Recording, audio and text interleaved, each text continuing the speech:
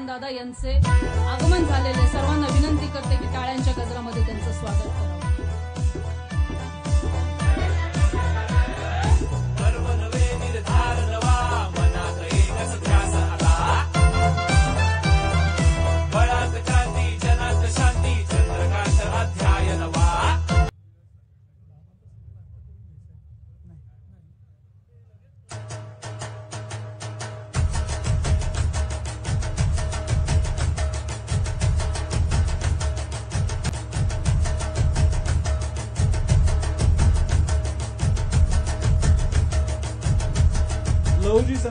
लहुजी शक्ती सेनेचं संकल्प पत्र दादांना सादर केलं आहे। यानंतर माननीय कोथरूड मंडलातर्फे डॉक्टर बुटाला आणि नगरसेवक राजाभाऊ बराटे करतील।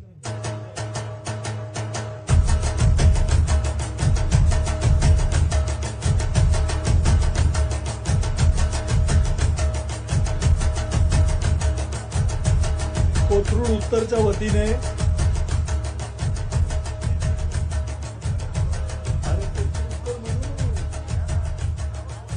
श्री कळमकर 5 वर्षामध्ये 2.5 वर्ष कोविडचा प्रादुर्भाव होता की ज्या काळामध्ये कोविड म्हणून लोकांना आवश्यक असणाऱ्या अधिकाधिक गोष्टी करण्याचा मी प्रयत्न केला। अगदी 100 बेडेड क्वारंटाईन सेंटर काढण्यापासून ते 100 जणांना 1 महिन्याचा रोजगार उपलब्ध करून देण्यापर्यंत सगळ्या गोष्टी मी केला। राज्याचा अध्यक्ष होतो, प्रवासी करायचो। कोथरूड ही आपली विधानसभा आहे, हे आपलं घर आहे, ही आपली माणसं आहेत। यासाठी सुद्धा कोविडच्या काळामध्ये जेवढं शक्य आहे ते केलं। कोविड संपला आणि जवळजवळ संपता नवीन सरकार आलं, 4 खाती आली, 2 जिल्हे आले, तरी सुद्धा कोथरूडकडे दुर्लक्ष मी केलं नाही।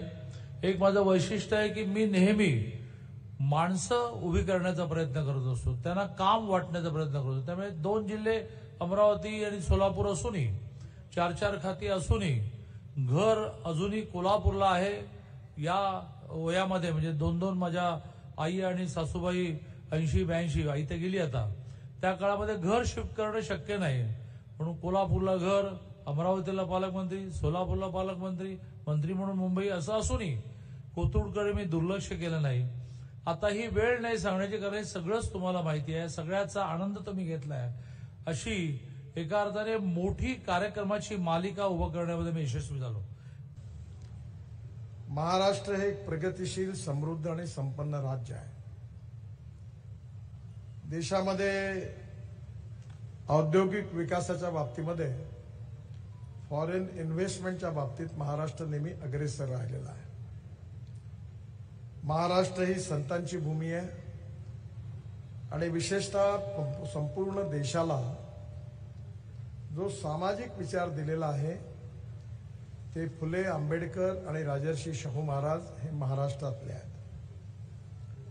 आणि त्यामुळे महाराष्ट्राच्या राज्याची ही निवडणूक ही चंद्रकांत दादांच्या भविष्य ठरवणारी निवडणूक नाही आहे, तर खऱ्या अर्थाने महाराष्ट्राच्या जनतेच्या भविष्याचा निर्णय करणारी निवडणूक आहे। आणि म्हणून या निवडणुकीमध्ये ज्याप्रमाणे दिल्लीमध्ये मोदीजींच्या नेतृत्वाखाली एनडीएचं सरकार आहे आणि महाराष्ट्रामध्ये पुन्हा एकदा महायुतीचं सरकार जर आलं तर महाराष्ट्राच्या विकासाची बुलेट ट्रेन आज आहे त्यापेक्षा दुप्पट वेगाने धावल्याशिवाय राहणार नाही, ही गोष्ट निश्चित आहे। आपण जेव्हा बदल करतो तेव्हा त्याचा फायदा होत असतो। तुम्ही बघा, 1947 साली आपल्या देशाला स्वातंत्र्य मिळालं। याकरता हा इतिहास महत्वाचा आहे की पंडित जवाहरलाल नेहरू देशाचे प्रधानमंत्री झाले आणि त्यांनी रशियाचं इकॉनॉमिक मॉडेल स्वीकारलं। त्यावेळी देशामध्ये 3 पक्ष प्रमुख रूपाने होते। एक समाजवादी पक्ष, विचारधारा आणि समाजवादी पक्ष होता। दुसरा पुंजीवादी अर्थव्यवस्थेचं समर्थन करणारा स्वतंत्र पक्ष होता आणि कम्युनिस्ट आणि समाजवादी मिश्रित विचाराच्या आधारावर काँग्रेस पक्षाचं इकॉनॉमिक मॉडेल होतं।